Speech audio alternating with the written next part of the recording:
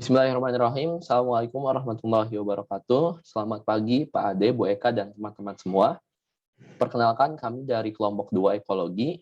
Pada kesempatan kali ini, insya Allah kami akan mempresentasikan berkaitan dengan materi yang akan kami bahas, yaitu the physical, aquatic, and terrestrial environment. Adapun anggota dari kelompok 2, yang pertama ada saya sendiri, Abi Hanhan Ulapsor Kosasi, lalu ada rekan saya, Safitri Indah Lestari, dan juga rekan saya berikutnya yaitu Korota Yuni Tausiatul Hakiyah.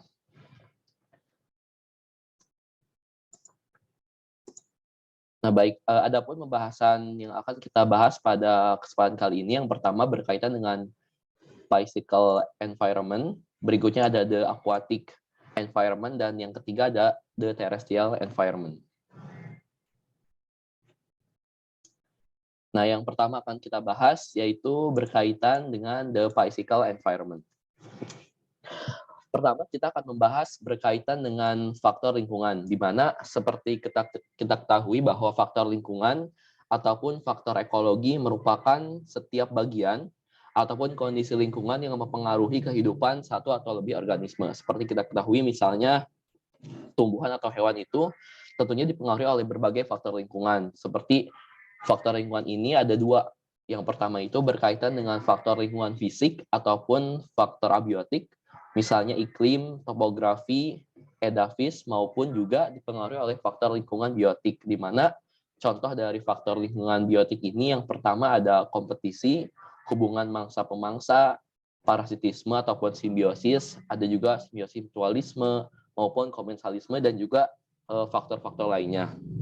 Nah, di mana kedua faktor ini, baik faktor biotik maupun faktor abiotik, membawa perubahan, baik itu perubahan terhadap distribusi, perubahan terhadap struktural, maupun fungsional yang nyata pada setiap organisme yang hidup, baik itu hewan, tumbuhan, maupun manusia sendiri.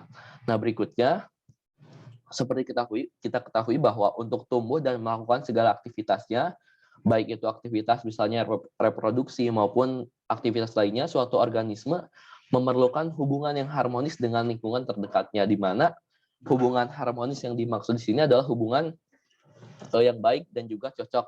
Apabila suatu organisme tidak cocok ataupun tidak harmonis hubungannya dengan lingkungan, maka biasanya organisme tersebut tidak dapat hidup pada lingkungan tersebut.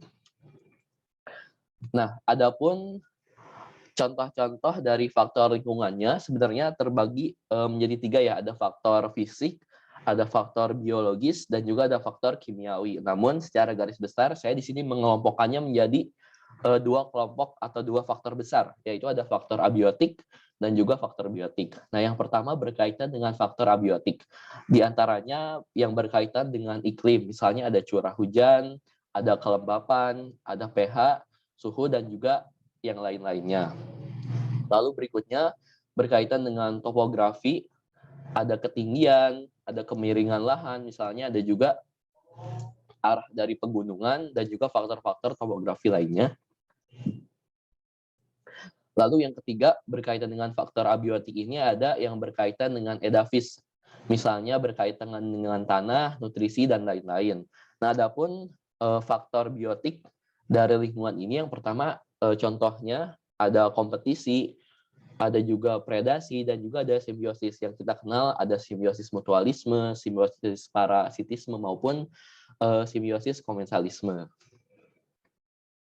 Nah, adapun rinciannya ya dari sumber literatur yang lainnya, misalnya kalau kita bahas lebih detail lagi, misalnya faktor edapik, misalnya ada tipe dan struktur tanah, misalnya ada pH dan salinitas tanah maupun suhu tanah, dan juga lain-lainnya.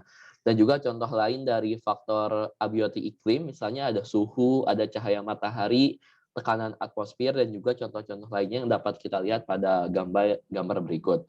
Adapun faktor biotiknya kurang lebih sama juga, ada kompetisi, ada hubungan parasitisme, ada predasi, dan juga ada hubungan simbiosis. Nah, tentunya ya faktor tadi ya, baik faktor lingkungan abiotik maupun faktor lingkungan biotik ini memiliki korelasi ataupun hubungan satu sama lain, di mana faktor-faktor lingkungan ini dapat bekerja sama dalam membentuk iklim suatu wilayah. Yang mana iklim tadi Iklim tersebut menjadi faktor penentu suatu wilayah apakah dapat ditinggali ataukah tidak dapat ditinggali oleh manusia. Iklim juga dapat menjadi faktor penentu jenis hewan dan tumbuhan apa saja yang dapat hidup di wilayah tersebut. Misalnya kita ambil contoh pada iklim gurun misalnya. Di gurun itu kan iklimnya itu terkenal dengan panas, maka hanya ada beberapa tumbuhan ataupun hewan saja yang dapat hidup di gurun, seperti misalnya kaktus gitu. Berbeda lainnya jika misalnya kaktus tersebut kita tidak temui di hutan hujan tropis karena curah hujan yang tinggi, karena kaktus itu tidak dapat hidup dengan kondisi air yang cukup banyak seperti itu.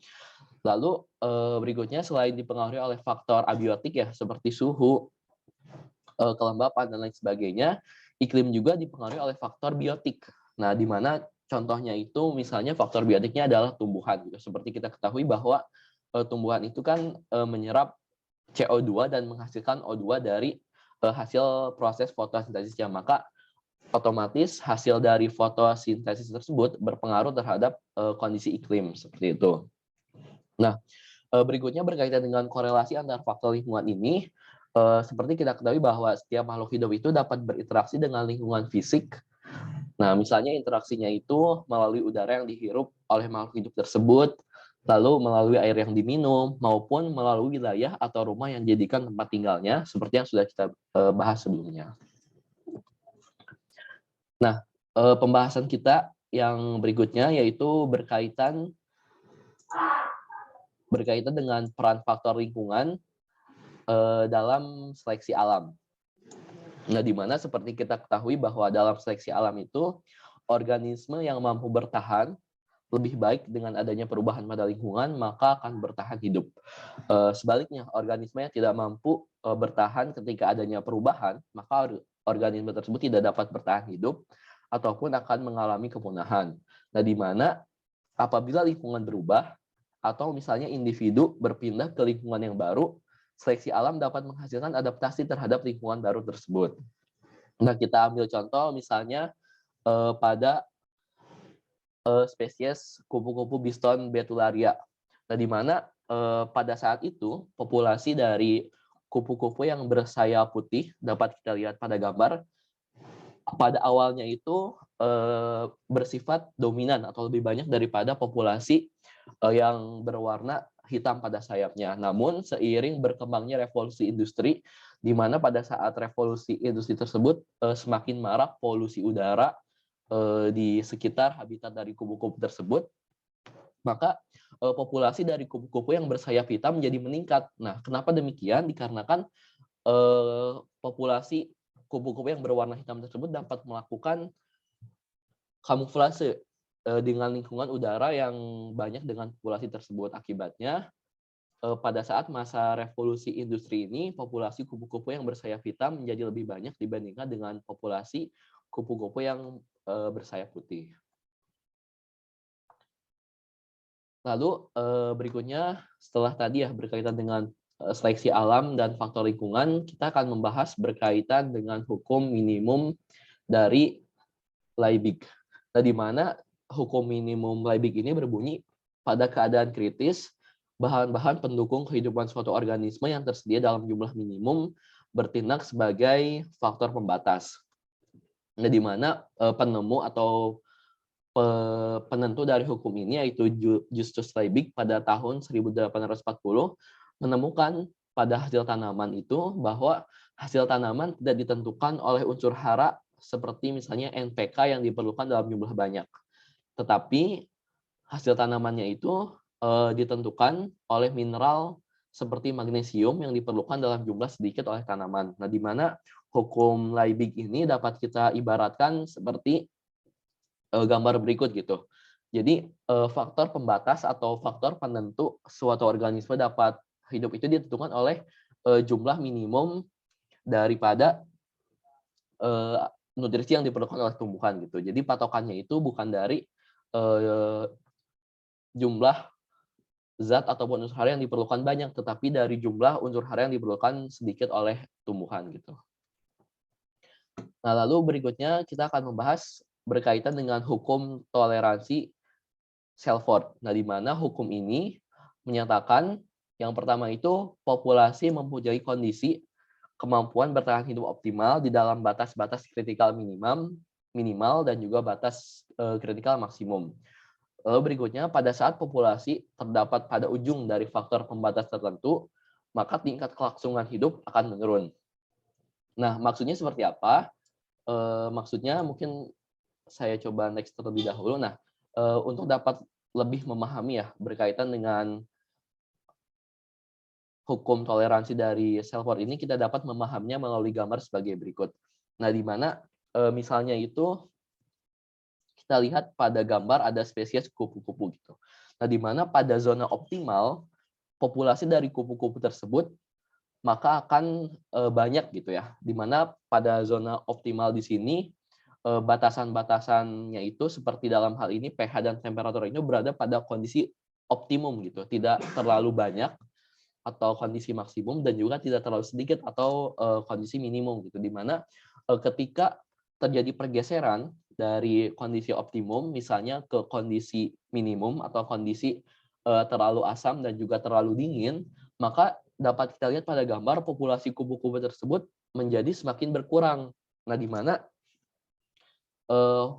batas-batas maksimum dan juga batas-batas minimum tadi adalah yang kita kenal dengan batas toleransi untuk makhluk hidup dapat hidup gitu. Jadi kalau misalkan tadi ya pada hukum minimum Leibniz kita ketahui bahwa faktor penentu kehidupan makhluk hidup adalah batas minimum. Nah, lalu disempurnakan lagi gitu dengan hukum toleransi dari Selford tadi bahwa kondisi atau faktor-faktor pembatas dari suatu organisme dapat hidup itu bukan hanya ditentukan oleh batas minimum, tapi juga ditentukan oleh batas maksimum dari lingkungan yang dihidupi oleh organisme tersebut. Nah, lalu pembahasan berikutnya akan dilanjutkan oleh rekan saya.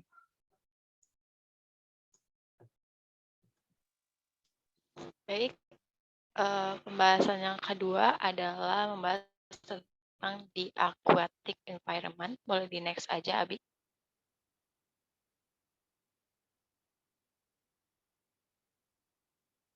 Ya, jadi seperti yang kita ketahui ya, bahwa air adalah zat terpenting dari kehidupan ini. Nah, komponen dominan dari semua organisme hidup, sekitar 75-95% dari berat semua makhluk hidup sel adalah air. Dan hampir tidak ada proses fisiologis yang tidak melibatkan air sebagai bagian dasar yang terpenting. Nah, pada gambar tersebut disebutkan bahwa sekitar 70% permukaan di bumi ditutupi oleh air. Air juga merupakan lingkungan dominan yang ada di bumi.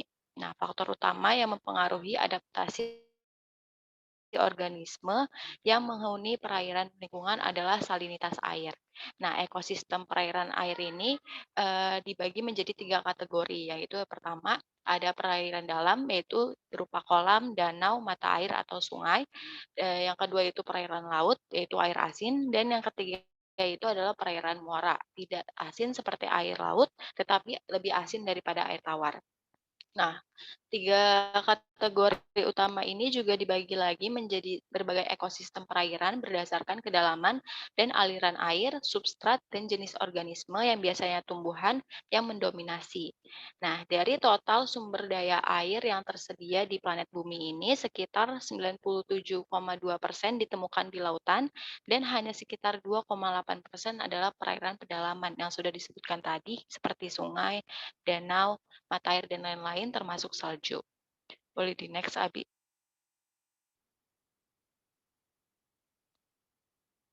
Nah, selanjutnya itu kita akan membahas tentang siklus hidrologi. Boleh di next lagi aja, Abi. Oke, siklus hidrologi adalah sebuah proses pergerakan air dari bumi ke atmosfer dan kembali lagi ke bumi yang berlangsung secara kontinu. Nah, selain berlangsung secara kontinu, siklus hidrologi juga merupakan siklus yang bersifat konstan. Nah, siklus hidrologi dimulai dengan terjadinya penguapan air ke udara. Nah, air yang menguap tersebut kemudian mengalami proses kondensasi atau penggumpalan di udara yang kemudian membentuk gumpalan-gumpalan yang dikenal dengan istilah awan. Nah, awan yang terbentuk kemudian jatuh kembali ke bumi dalam bentuk hujan atau salju yang disebabkan oleh adanya perubahan iklim atau cuaca.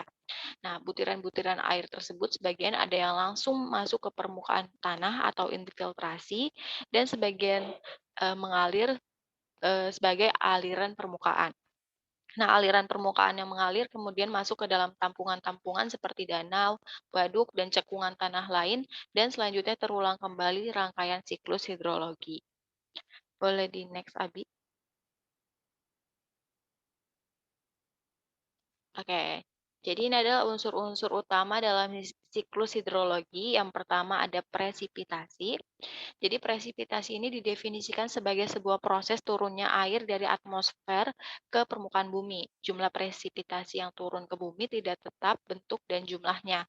Bentuk presipitasi yang jatuh ke bumi dapat berupa hujan, yaitu air, salju, kabut, embun, dan hujan es.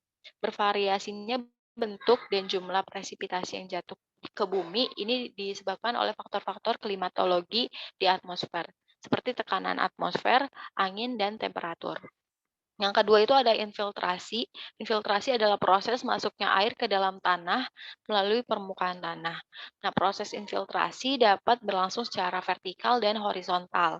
Proses infiltrasi secara vertikal disebabkan oleh adanya gaya gravitasi dan dikenal dengan sebutan perkolasi.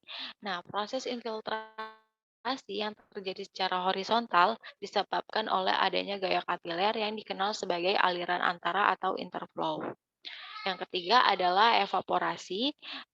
Evaporasi atau penguapan adalah sebuah proses pertukaran molekul air di permukaan menjadi molekul uap air di atmosfer. Nah, dalam hidrologi, penguapan dibedakan menjadi dua, yaitu evaporasi dan transpirasi. Nah, evaporasi adalah penguapan yang terjadi pada permukaan air, sedangkan transpirasi adalah penguapan yang terjadi melalui peranan tanaman. Nah, transpirasi dapat terjadi mengingat jumlah air hujan yang turun tidak sepenuhnya dapat mengalir, melainkan ada beberapa jumlah air hujan yang tertahan pada tanaman. Yang terakhir ada evapotranspirasi. Evapotranspirasi adalah evaporasi dari permukaan lahan yang ditumbuhi tanaman. Nah, pengertian evapotranspirasi secara sederhana adalah proses evaporasi dan transpirasi yang terjadi secara bersamaan. Evapotranspirasi menjadi unsur yang sangat penting dalam sebuah siklus hidrologi karena evapotranspirasi bernilai sama dengan kebutuhan air konsumtif yang didefinisikan sebagai penguapan total dari lahan dan air yang diperlukan tanaman. Boleh di next, Abi. Nah, selanjutnya siklus hidrologi ini dibedakan menjadi 3 jenis, yaitu siklus hidrologi pendek, siklus hidrologi sedang, dan siklus hidrologi panjang. Yang pertama kita akan membahas tentang siklus hidrologi pendek. Nah, siklus hidrologi pendek atau dikenal juga dengan siklus hidrologi kecil adalah siklus yang paling sederhana karena hanya melibatkan beberapa tahapan saja. Adapun tahapannya sebagai berikut. Yang pertama, sinar matahari mengenai sumber-sumber air di bumi dan akan membuat sumber air tersebut mengalami penguapan atau evaporasi. Nah, karena menguap tersebut, maka terjadi kondensasi sehingga kemudian membentuk awan yang mengandung uap air. Nah, awan yang mengandung uap air kemudian mengalami kejenuhan dan turunlah hujan di permukaan laut.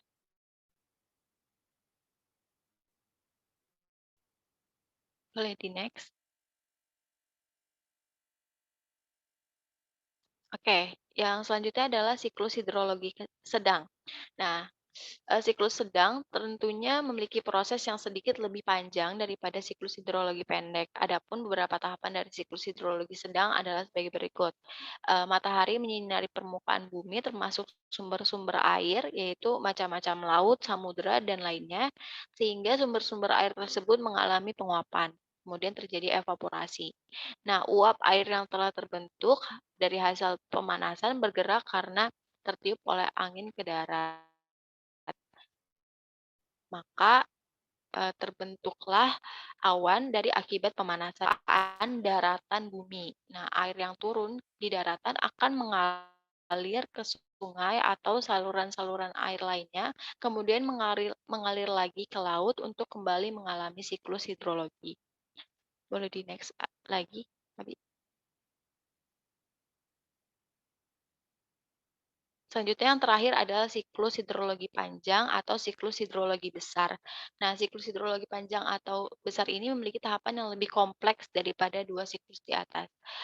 Beberapa tahapan dari siklus hidrologi panjang yang pertama seperti yang sebelumnya yaitu matahari menyinari permukaan bumi termasuk sumber-sumber air seperti laut, samudra, dan lainnya sehingga sumber-sumber air tersebut mengalami penguapan. Kemudian uap air ini mengalami sublimasi. Uap air yang telah terbentuk dan mengalami sublimasi kemudian menyebabkan terbentuknya awan yang mengandung kristal-kristal es yang terbentuk awan yang terbentuk kemudian bergerak ke darat karena tiupan angin, kemudian terjadilah hujan di atas daratan bumi atau dapat berupa salju. Nah, air yang turun atau salju yang turun di daratan akan mengalir ke sungai, kemudian mengalir lagi ke laut untuk kembali mengalami siklus hidrologi. Jadi kalau misalnya di siklus hidrologi panjang ini ada tahapan di mana ada uap air yang mengalami sublimasi dan menjadi kristal-kristal es yang akan menjadi salju nantinya. Boleh di next, Abi. Selanjutnya adalah peranan air dalam kehidupan. Di next aja. Ya, jadi peranan air dalam kehidupan ini, air adalah pelarut yang sangat baik yang dapat melarutkan lebih banyak zat daripada pelarut lainnya. Hal ini menjadikan air sebagai zat yang penting secara biologis. Air menyediakan cairan yang melarutkan dan mengangkut molekul nutrisi dan produk limbah, membantu mengatur suhu dan mempertahankan keseimbangan kimia dalam sel hidup. Nah, kemampuan pelarut air sebagian karena atom H terikat pada atom O secara asimetris. Satu sisi setiap air molekul memiliki muatan positif permanen dan di sisi lainnya memiliki muatan negatif permanen. Situasi seperti itu disebut sebagai permanen dipol di mana dipol mengacu pada kutub yang bermuatan berlawanan.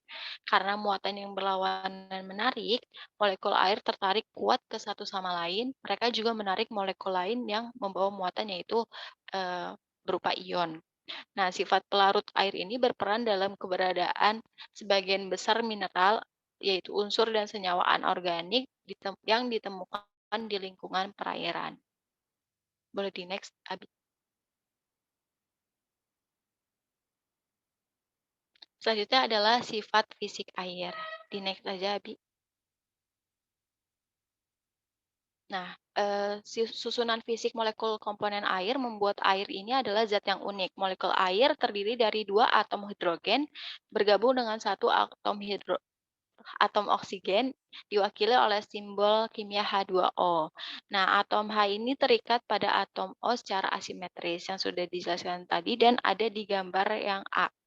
Nah, ikatan antara dua atom hidrogen dan atom oksigen melalui elektron bersama yang disebut ikatan kovalen, sehingga mempolarisasi molekul air yang disebut dengan ikatan kovalen polar.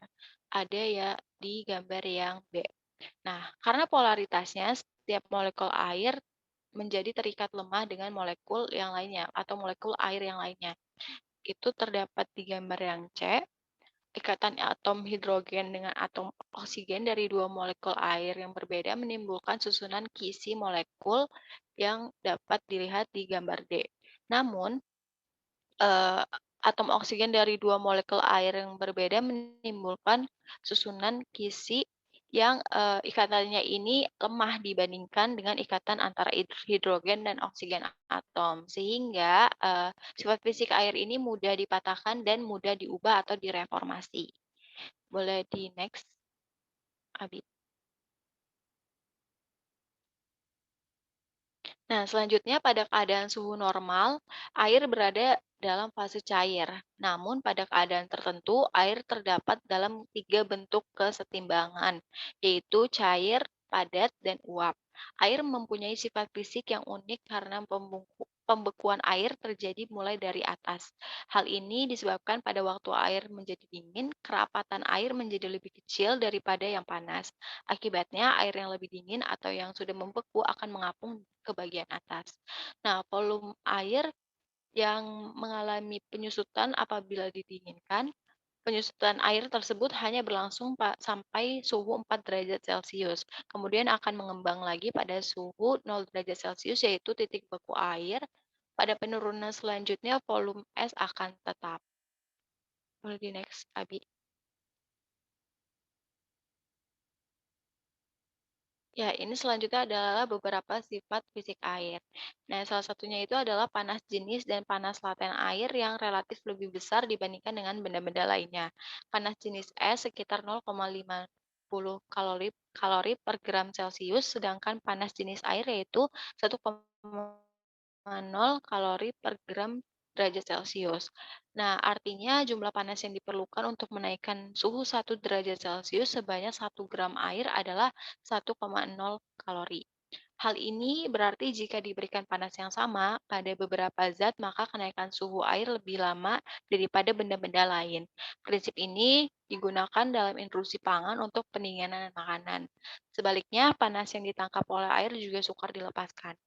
Selanjutnya adalah panas laten, yaitu penguapan air adalah 539 kalori per gram, yaitu jumlah panas yang diperlukan untuk mengubah 1 gram air menjadi uap pada suhu titik didih 100 derajat Celcius. Nah, nilai konstanta di elektrik air lebih besar dari benda-benda lain. Hal ini berarti bahwa air mudah mengikat zat-zat lainnya, atau dengan kata lain, daya ikat suatu zat semakin besar jika konstanta di elektriknya semakin besar. Karena itu, sangat sukar untuk mendapatkan air murni sekalipun telah disuling berkali-kali. Pada keadaan normal, air tidak mempunyai rasa, warna, dan bau. Rasa, warna, dan bau air dipengaruhi oleh adanya zat-zat terlarut seperti zat organik yang rusak, zat renik, dan hasil metabolisme. Lumpur, hasil buangan industri, gas-gas yang terlarut, dan bau yang tidak dikehendaki dapat pula timbul akibat adanya perubahan ganggang, plankton, tumbuh-tumbuhan, dan hewan lainnya yang hidup di dalam air. Boleh di next, Abi?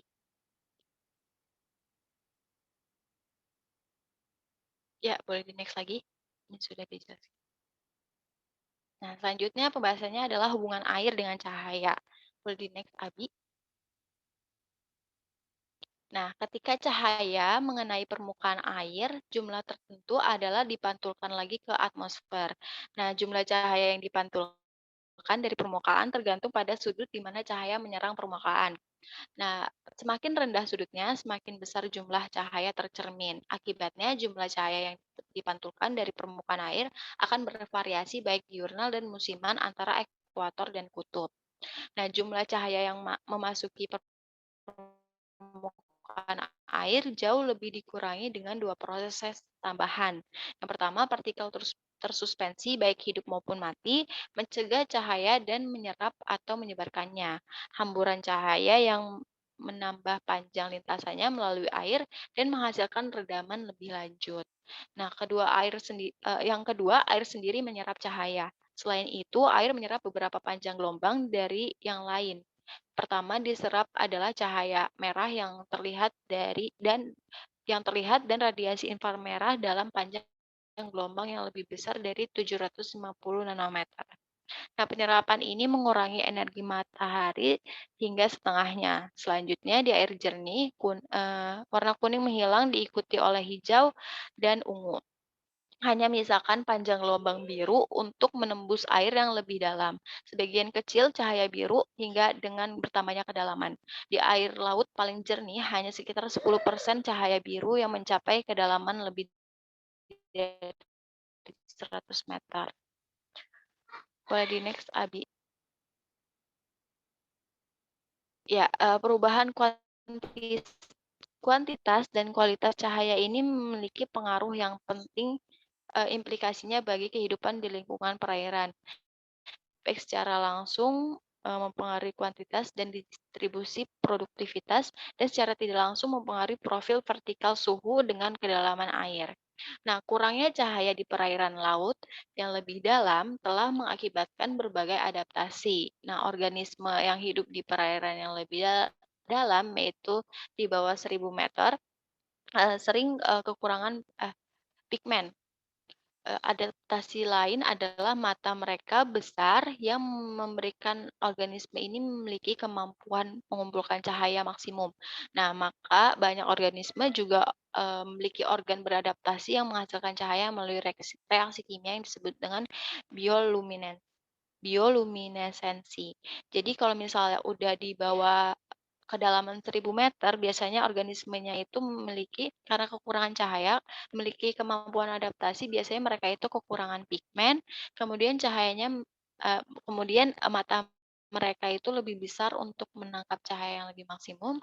Kemudian, ada beberapa organisme juga yang menghasilkan cahaya yang melalui reaksi kimia yang disebut bioluminesensi, yang, kita pernah lihat, teman-teman mungkin pernah lihat ikan yang memiliki cahaya yang di dasar laut, nah itu disebut dengan bioluminesensi. Boleh di next, Abi.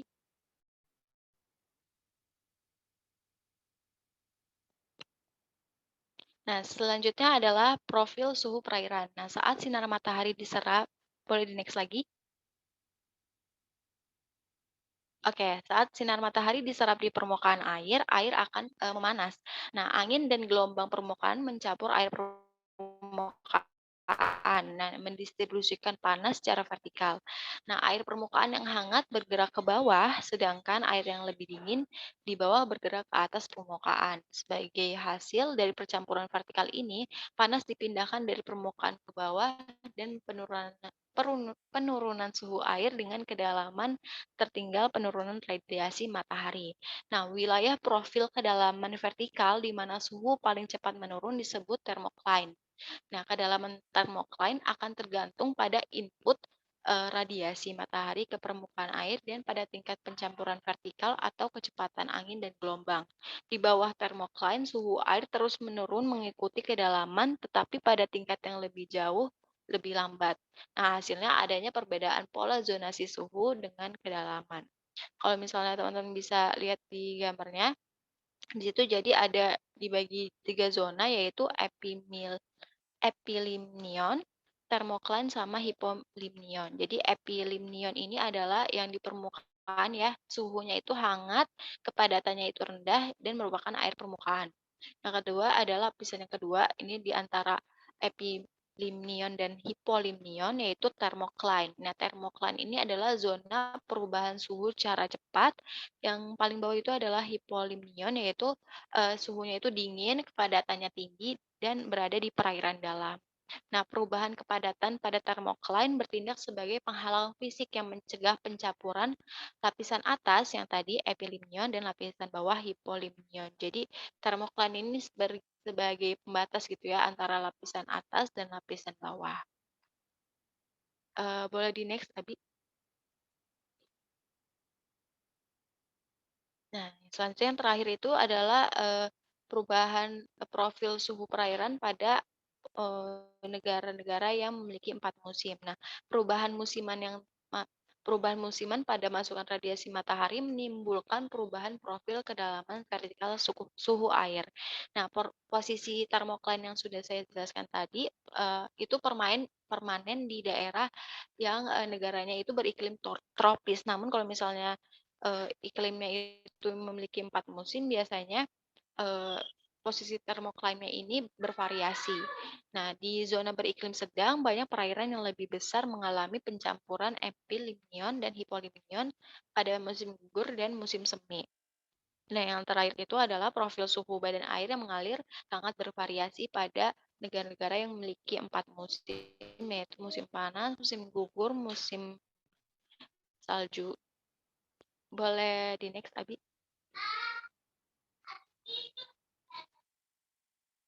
Selanjutnya akan dijelaskan oleh Baik, bagian ketiga dari presentasi kami adalah tentang the terrestrial environment, yaitu lingkungan daratan. Boleh next, Bi?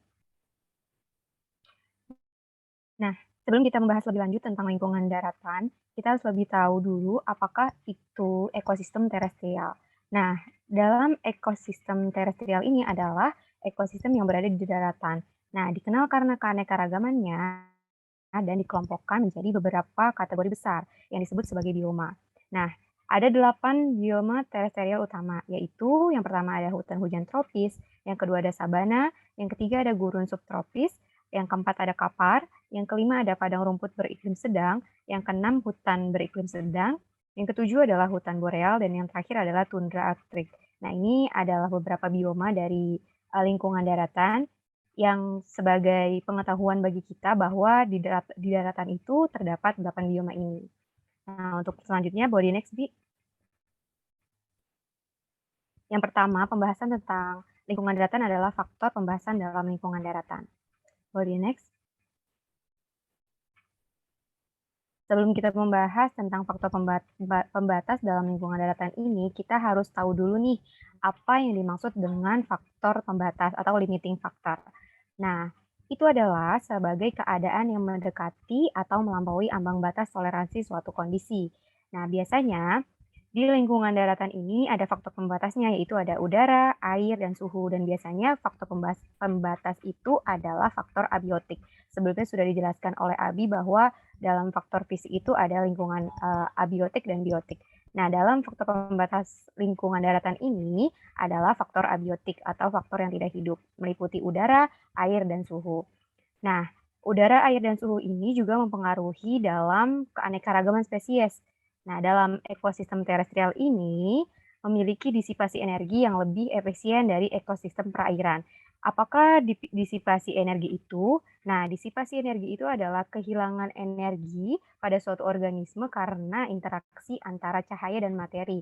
Contohnya, pada hewan darat itu terdapat respirasinya itu meningkat selama periode aktivitas. Sebagai contoh, pada serangga laju respirasi dapat meningkat 50-200 kali selama penerbangan. Tetapi pada laju respirasi ikan dapat meningkat hanya 4-5 kali selama gerakan.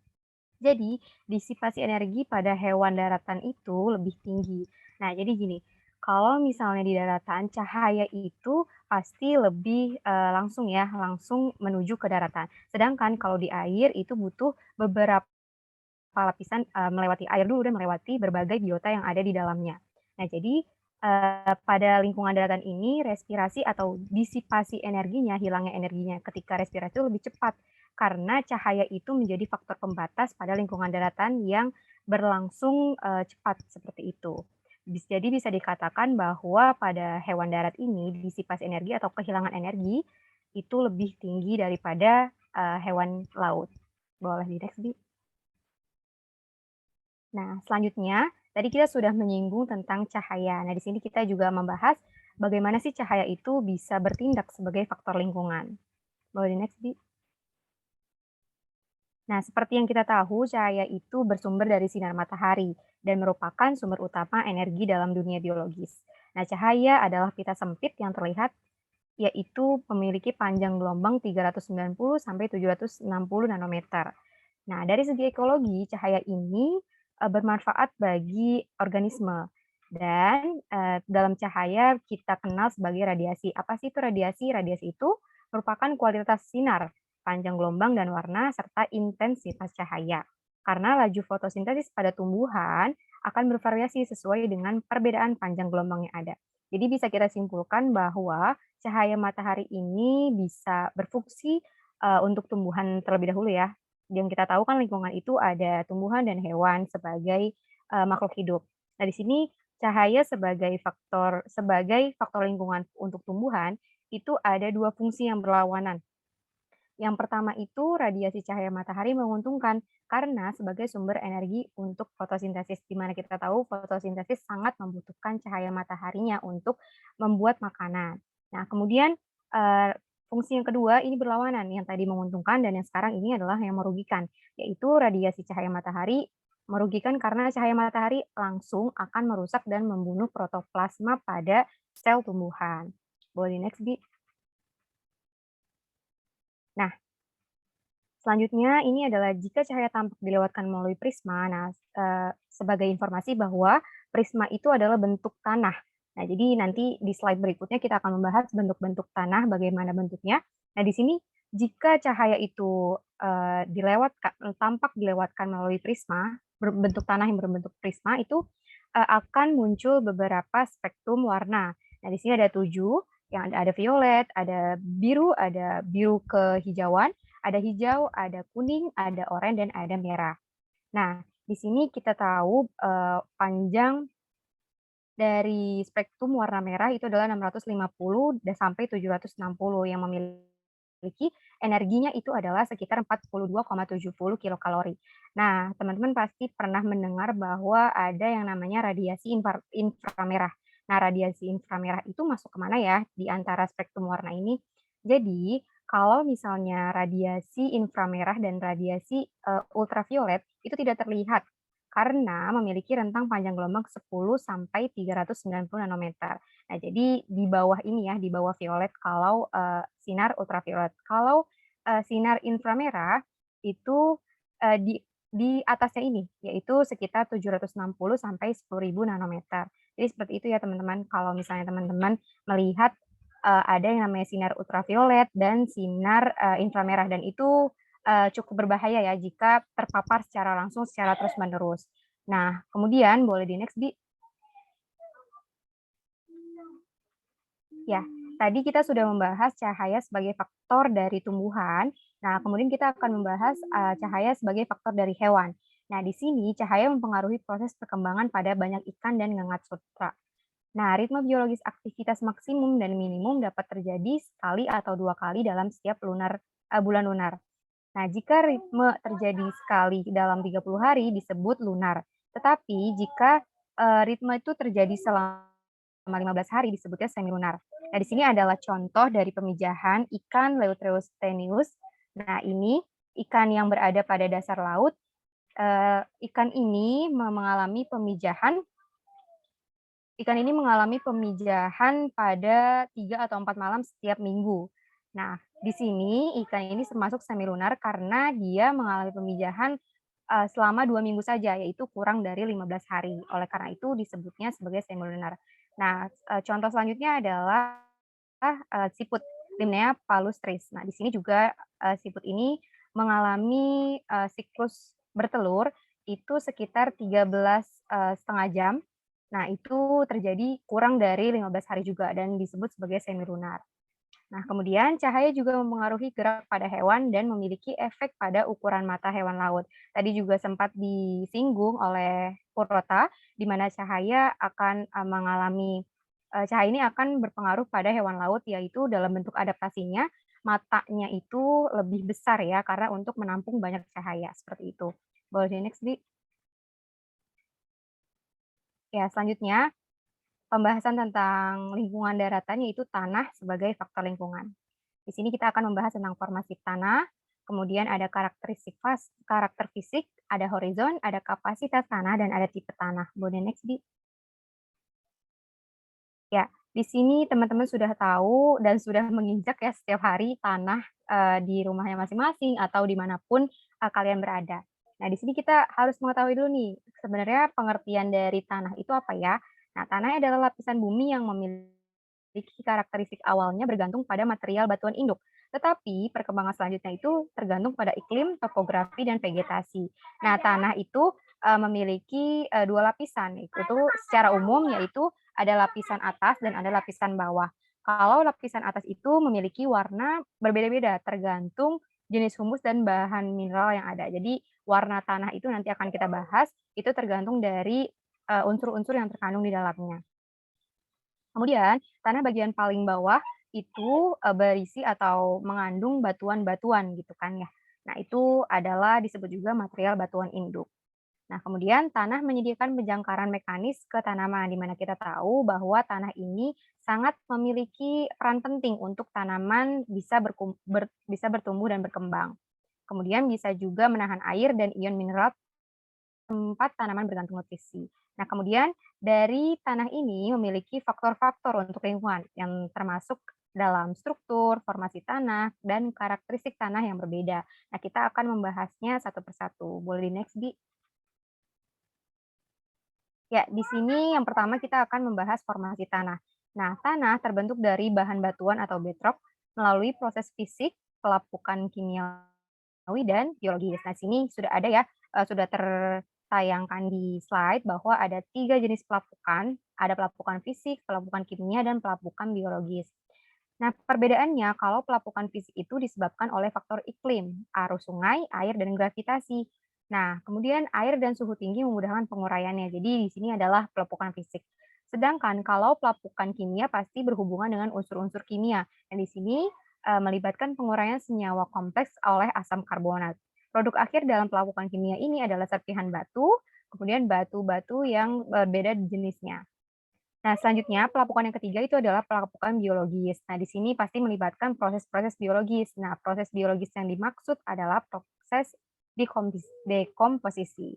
Nah, dalam proses dekomposisi, zat asam diproduksi yang membantu dalam pelapukan fragmen batuan. Jadi berbeda ya antara pelapukan fisik, pelapukan kimia, dan pelapukan biologi sesuai jenis dan senyawa-senyawa yang terlibat di dalamnya. Body next, please. Nah, selanjutnya kita akan membahas karakter fisik tanah. Nah, karakter fisik tanah ini karakter yang terlihat ya. Yang pertama adalah warna tanah. Ini merupakan karakter fisik tanah yang paling mudah dilihat dan mudah ditetapkan. Nah, di sini apa sih sebenarnya warna-warna tanah itu ada apa aja? Yang kita tahu kan cuma warna coklat ya. Coklat, terus bentuknya juga ada yang pasir, tanah liat, dan lain-lain. Nah, nanti kita bahas warna-warnanya di slide berikutnya. Kemudian ada lagi tekstur tanah. Nah, tekstur tanah di sini pasti kita sudah pernah memegang tanah itu, teksturnya seperti apa. Nah, biasanya tekstur tanah ini mengandung partikel dengan ukuran berbeda. Nah, partikelnya apa saja nanti kita juga akan bahas di slide berikutnya. Kemudian ada namanya komposisi tanah. Nah, komposisi tanah ini mengandung koloid organik dan anorganik, elektrolit, organik materi, organisme tanah, dan sebagainya. Selanjutnya ada pori tanah. Pori tanah ini adalah mengandung lebih banyak karbon dioksida daripada udara di atmosfer. Body next, Di. Nah, selanjutnya ini karakter fisik tanah. Selain yang di slide sebelumnya, ada juga namanya permeabilitas tanah. Nah, ini mengacu pada kapasitas infiltrasi tanah atau penyaringan tanah. Nah, kemudian ada penetrasi tanah. Ini mengacu pada sementasi tanah pada pengeringan.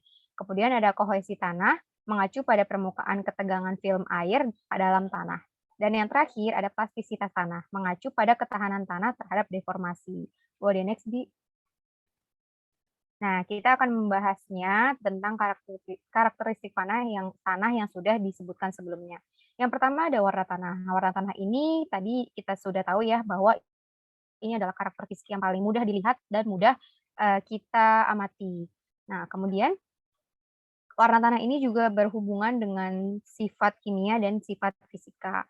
Nah, tanah diklasifikasikan berdasarkan warna standar menggunakan bagan warna standar atau bagan warna munsel disebutnya. Ini ada di sebelah kanan. Nah, jika kita bahas satu-satu, warna hitam atau warna gelap itu artinya tanah tersebut mengandung bahan organik terutama humus. Nah, kemudian warna kuning, coklat atau merah itu mengandung oksidasi besi. Kemudian warna keunguan sampai hitam itu mengandung oksidasi mangan. Dan warna putih keabu-abuan itu mengandung unsur-unsur kimia ya seperti kuarsa, kaolin, gipsum, kalsium karbonat, dan magnesium. Dan yang terakhir, jika warna tanah itu bercak kuning, coklat, atau keabuan itu mengandung sedikit air. Ini adalah warna-warna yang dilihat atau indikator warna tanah itu disebut bagan warna munsel. Boleh di next, Bi.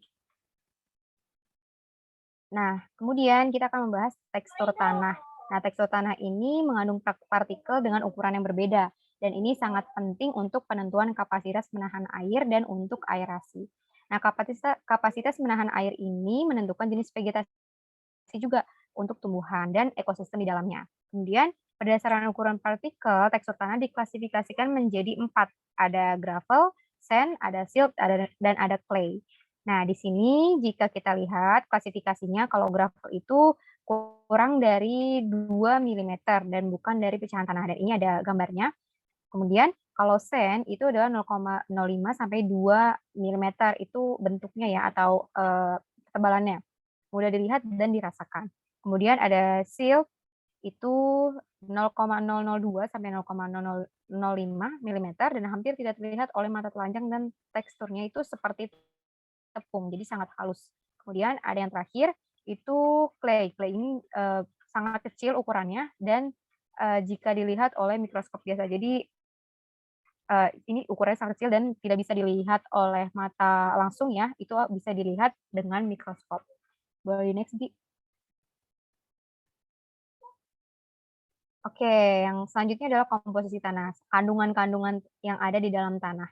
Nah, tanah itu mengandung unsur-unsur mineral dan ini juga tanah mengandung pasir juga. Di dalam pasir itu pasti ada beberapa eh, unsur-unsur. Nah, di sini diklasifikasikan menjadi dua, yaitu ada unsur makro atau unsur hara makro yang meliputi karbon, hidrogen, oksigen, kalsium, nitrogen, fosfor, belerang, dan magnesium. Nah, di sini dinding sel tumbuhan dan membran sel terdiri dari karbon, hidrogen, dan oksigen, dan kalsium. Tentunya pada unsur makro ini sangat berfungsi untuk pertumbuhan dan perkembangan tumbuhan. Boleh di next, Bi? Oke, tadi unsur makro, sekarang unsur mikro atau mikronutrien, yaitu unsur yang dibutuhkan dalam jumlah kecil, yaitu meliputi kalium. Kalium ini berfungsi untuk meningkatkan ketahanan terhadap penyakit tanaman adalah regulasi dalam fungsi. Kemudian ada mangan. Mangan ini diperlukan untuk sintesis klorofil. Kemudian ada seng untuk pembentukan hormon auksin pada tumbuhan. Kemudian ada boron mempengaruhi pertumbuhan tanaman. Dan yang terakhir ada molybdenum diperlukan untuk metabolisme nitrogen pada tanaman tinggi. Nah, tanah juga mengandung bahan organik dan humus. Zat organik ini meningkatkan kesuburan tanah dan bertindak sebagai substrat makanan bagi mikroorganisme hewan tanah. Boleh next, Bi? Oke, selanjutnya di sini ada pori tanah. Nah, pori tanah itu mengandung udara tanah dan mengandung lebih banyak karbon dioksida daripada atmosfer.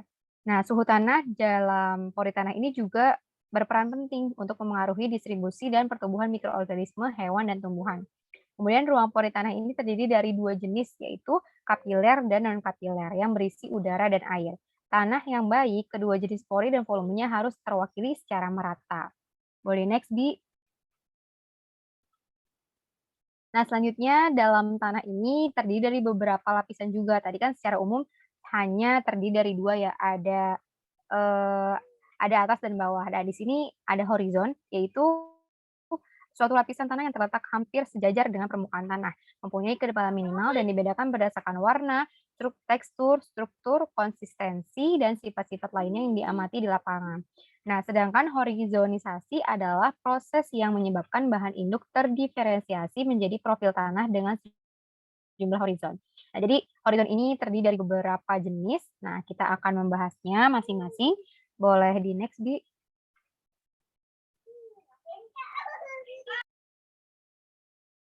Nah, yang pertama, horizon ini bisa dibedakan menjadi beberapa horizon berdasarkan bahan penyusunnya.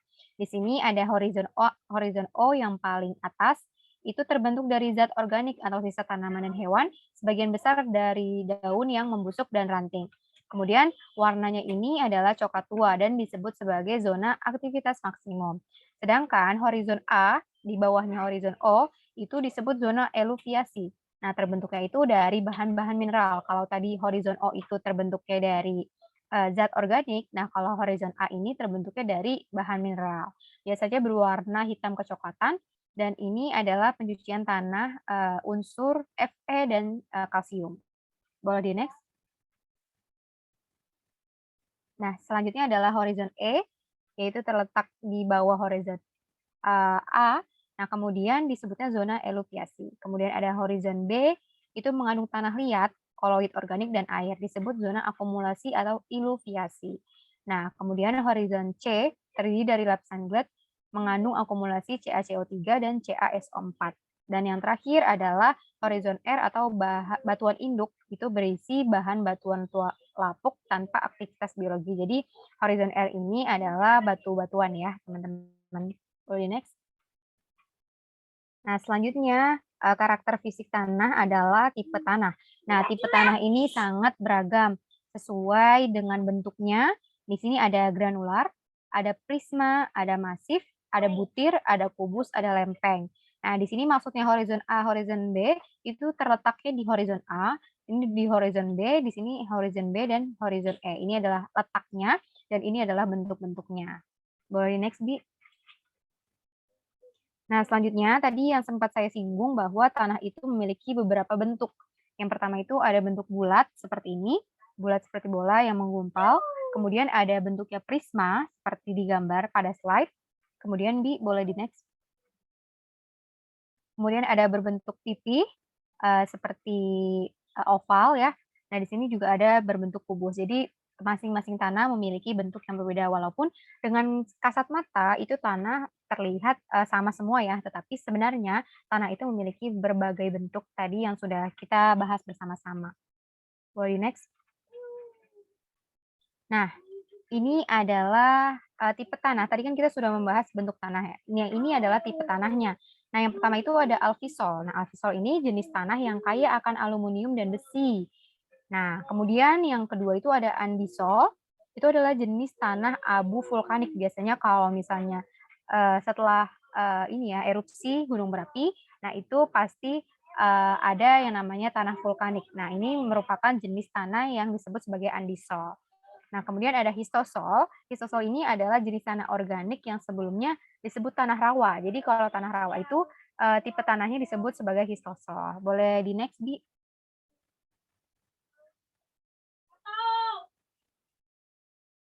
Nah, selanjutnya di sini ada tipe tanah yang selanjutnya itu ada entisol. Nah, entisol ini merupakan tanah yang baru terbentuk dan tidak memiliki jenis tanah yang berkembang dengan baik. Umumnya ditemukan di sungai dan pasir pantai. Nah, kemudian beberapa memiliki horizon A di atas batuan dasar. Nah, di sini bisa kita lihat bahwa entisol ini adalah untuk tanah yang ada di sungai atau pasir. Bisa terlihat ya teman-teman bahwa tanahnya itu halus dan warnanya itu kuning sampai putih ya teman-teman. Nah, kemudian ada aridisol. Nah, aridisol ini merupakan tanah padang pasir. Nah, bisa kita lihat juga ya teman-teman kalau kita lihat di TV atau dimanapun, atau udah ada yang pernah ke padang pasir, itu pasti tanahnya susunannya seperti ini. Dan tipe tanah itu disebut aridisol. Kemudian ada molisol. Nah, molisol ini adalah jenis tanah subur lunak. Dan bentuknya itu gelap, biasanya terletak di padang rumput, serta beberapa hutan kayu keras. Nah, terakhir ada oksisol. Nah, oksisol itu adalah jenis tanah yang sangat lapuk dan kaya akan besi dan aluminium oksida. Boleh di next. Ya, ini adalah beberapa referensi dan buku yang kami gunakan untuk menyusun PowerPoint pada materi kelompok kami. Boleh next. Baik, terima kasih. Sekian presentasi dari kami. Terima kasih atas perhatiannya. Kurang lebihnya mohon maaf. Wassalamualaikum warahmatullahi wabarakatuh.